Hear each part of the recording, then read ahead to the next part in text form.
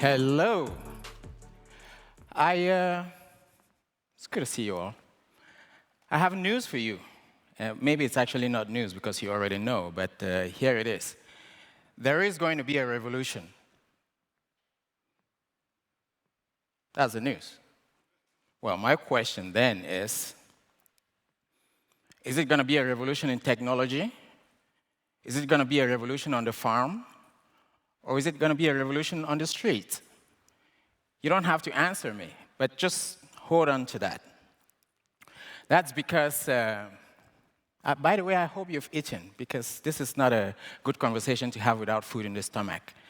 You know, you don't want to talk about social tensions while you're tense down there. In the next few minutes, I'm going to show you scientific data that is going to make you go, oops. We've talked a lot about technology. We've talked about businesses. We've talked about investments. But have you noticed something? We've not really talked about citizens. We've not talked about the people that eat this food. We've not talked about the social context that defines how this food is eaten. So what I'm going to do, and what we typically do at the Hot or Cool Institute, is to bring science to very difficult questions. And I'm going to show you what some of the analysis that we've done speaking to this. First, let's talk about a challenge. We think of food as just something on our plate that we load our stomachs with, but we all know that that is not true. Food is culture. Food is something that brings us together. Food, in fact, it holds our childhood memories. So food goes a lot more than just feeding us, right?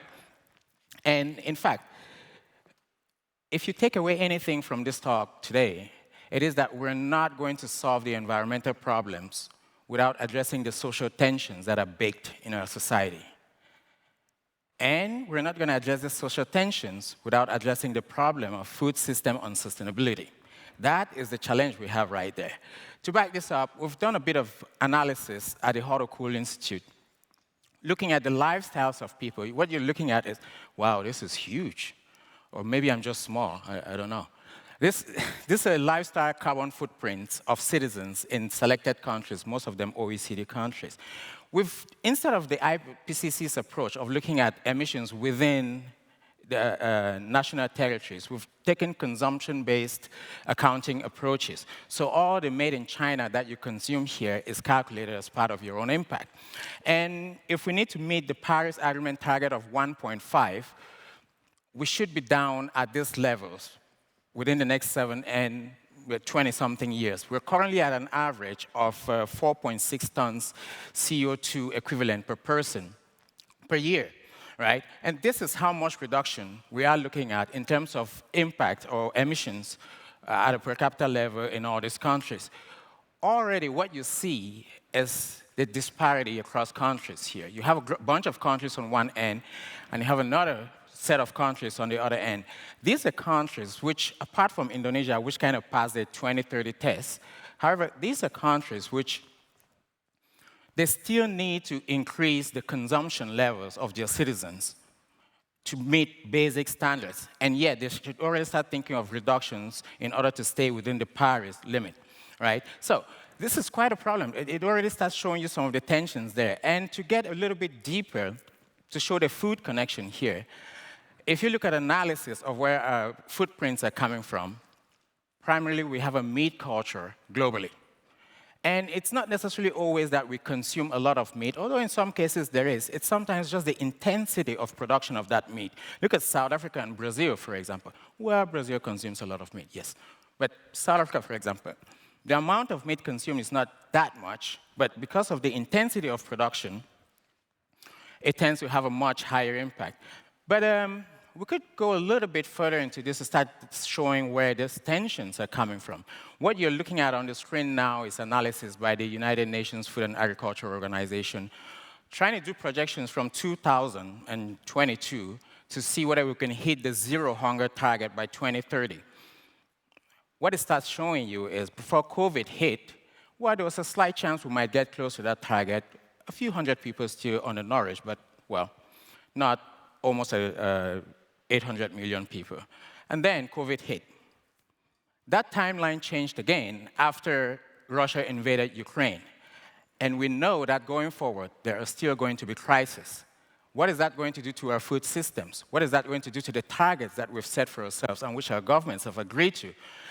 All of this is happening while the cost of living is increasing very radically and people are protesting about not being able to afford food. A part of this story, which is really badly told, is that it's a small fraction on top of the food chain globally that is causing a lot of this problem, right? It's the top 10% income earners around the world that are responsible for about 50% of the emissions that have caused the climate change problem that we're experiencing right now. It's no wonder there are youth out on the streets protesting, complaining about the future, seeing a lack of prospects, right? Even in Berlin, where I'm based, there's farmers that got so angry that they drove their tractors to the center of the city to block traffic out of protest for how they feel squeezed. It's happening in Germany, in the Netherlands, in Poland. It's happening across Europe. It was even happening in India a few years ago. So this is not a very limited issue right there. This is why the whole idea of looking at this from a societal perspective, from a consumption-based perspective, from a need perspective, is so critical. And to this, I'm going to offer 5 unconventional ways that we can reflect the sustainability problem in a way that also incorporates the social dimensions that I have just talked about. The first one I would offer you, the first food forward, is to rethink the eco label. This is our go-to point each time we want to talk about policies. Just slap a label on it. And I bet you there are a few of you in here, there's at least several people in here that don't even know the difference between all natural and bio. And yet, we expect people to make this distinction before they even buy lunch. So this is becoming, what our default approach is becoming quite problematic. What we know is that the certification process, the logic of it, it's so costly, it's so time-consuming, that it's actually punishing the do-gooders to prove themselves that they're good, right? And industrialists are actually getting away with it because they can pay for the process, they can sweep through it, and they can get all this certificate.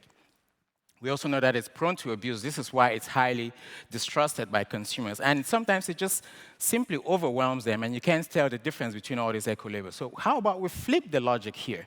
Instead of forcing the do-gooders to prove that they're actually good, we ask those people, or those companies, or those corporations, that we already understand from science that by default, their products are problematic, to justify that they understand the nature of the problem here. In the first case, it is not, as people tend to think, that we have to ban meat. No. It is to force a reckoning with the context within which production is happening, especially if we understand that so much of the impact that we're talking about is coming from the production processes and the consumption levels that we now understand. As for Coca-Cola, I don't really know. Especially when there's water stress. I don't know what the value is of going to water-stressed places, putting water in a bottle, adding sugar, and then selling it. But I'll leave you talk about that. This second approach is, I told you I'm going off here. Second approach is to think of food not as any other commodity that we know. Why? The pizza slice that you're looking at there shows that there are about 800 million undernourished people around the world. And in fact, more than 50% of those 800 million people are in the Asian region. The other half is in Africa. So somewhere between you and I, there's a lot of undernourishment going on here, right? But if we keep thinking of food as a commodity, what it does is it undercuts prospects of addressing something like this. But we can take lessons from other areas. If we agree that food is such a fundamental need, like we did with health. So that's why some countries talk about universal healthcare systems. We can start reclassifying food and taking a universal approach to provisioning. What would that mean? On the one hand, it could mean that if we agree that food is so fundamental, we should stop doing speculative financial investment in something that is so essential to everybody. You can still buy food, you can still sell food, but it is not an area for profiteering. It also means that we should look at things like contracts between supermarkets and small farmers and say, all these clauses that say there's a mark on this apple, or this banana is too bent and you can't sell it to us, we need to start putting very serious restrictions on them, including throwing away food from the supermarket when it's not sold, right? The next one is thinking of food from a social perspective rather than just a functional, individualistic perspective. This is why all this food to go and single food portion packaging that you see all over is so problematic. It is because for commercial purposes and to fit our work day, we've narrowed down portions to very tiny bits that can be consumed as an individual. But we've evolved as a society consuming food in social functions. And in fact, there's so much scientific evidence showing that consuming food in communities, in groups, tends to increase your well-being, and it actually tends to increase digestion and satisfaction from the food. This is why things like community gardens that are coming up are getting quite important, community kitchens, food sharing approaches, and even just family dinners instead of eating alone are quite essential. If we understand this, perhaps there's a need to start reflecting this in the approaches that we're taking. This is why national dietary guidelines, for example, cannot afford to only look at nutrition. They have to look at how they can promote social food models, right? The second one is to understand that more traditional approaches, such as indigenous healing foods and so on, need to be reflected in the approaches that we're taking. And in fact, there is enough evidence, so much that the city of Berlin has decided that about 80% of its fresh vegetable demand can be met from urban agriculture. It's the same thing in China. China estimates that about 30% of its vegetable demand can be met from rooftop and urban agriculture. So we need to start thinking of, perhaps, when we give permits for constructions, for developments, how we can reflect things like urban gardens and shared spaces as mandatory parts of large-scale constructions and developments, right? The fourth one is to differentiate between, the big power guys and the small farmers. Each time we hear of farming, we have this wonderful romantic notion of this person just very patient and diligently tilling the land. But these are not the people you see in the corridors of power. They're not the people sending lawyers or capitals. They're not the people buying lunches and dinners for politicians. When you design policies that lump all these people into one group, what you've done really well is a burden transfer from a powerful group to a much less powerful group. Think of the lobby power. Think of the power they have to access all the technologies that you're developing and which they're investing in, right? What I'm showing you is world's leading meat companies as for 2020. And it just shows you the type of polarity that we have in the system. 4 firms control over 60% of international agrochemical market, and another 4 firms control over 70% of the global grains market. This is a disparity that we're talking about. And close to 500 million small farmers feel the pinch of it each time there's a problem around climate change or a shift in the market or policies. The reason why I showed meat very specifically, and I want you to keep your eyes on I hope you're not colorblind. Just stay on this last slice here, which I see as slightly orange. You will see that about 32% of impacts from meat consumption by citizens of Vietnam. Meat consumption has about 32%. But if you shift to India, for example, which is mostly a vegetarian culture, the portion of meat suddenly decreases, but you can also see that grain increases and the impact of dairy is quite prominent. So you see how different food cultures and different food production approaches have an influence here. And let's take the case of Australia. It suddenly tells you a really different story. What it also tells you is that this is primarily a meat culture. And the problem is not necessarily always that Australians eat so much meat, although according to the OECD, they actually do. They're some of the top meat eaters in the world. The intensity from production is actually quite high. And what this picture tells you is if you're going to reduce your impact, or if you're going to look at the tensions that are in society, there are really clear areas that we need to start talking about here. The last but not the least, I said I was going to provide 5, is what the Chatham House in London has said. There's a land crunch coming. Now, and the need for technology and innovation. Farming happens to be one of the few areas where over centuries, very little innovation has happened, right? We still do mostly the same things we've done for several thousand years. while innovation is happening around lots of other places. But we know that land is fixed. Well, if you ask people from Singapore, that's a slightly different question. But we know that land size is fixed, right? And right now, we're thinking of the need to increase agricultural productivity. There's urbanization happening right across almost every country in the world. We need biodiversity preservation. We're installing lots of infrastructure for renewable energy, forestry, tourism and leisure, our water needs and industry, like mining, for example. There's so much competition for this limited land. And that land size is not going to increase for a long time. So how do we deal with this? Is the investor in agriculture thinking of talking to the investor in renewable energy? If these conversations don't start taking place around understanding what we need, what to prioritize going forward, then we have a problem baked in right here. And there's an even more immoral question that we need to consider. How much do we reduce emissions or production of food before it becomes quite problematic and starts growing even more of these social tensions? This is why it's really one of the few areas where technology is really highly needed is agriculture, for precision agriculture, for example, for nutrient enrichment, for supply chain transparency. In fact, so much of that has been presented over the last 2 days that I don't need to convince you about this. But beginning to think very deliberately about innovation and application of technology is not only a good to have, it's an imperative here. But we need to be careful. We've seen how technology has played a role, especially social media and others, and how it's been abused. In fact, we're having a debate now about AI and how to make sure that it doesn't come back and punch us in the face.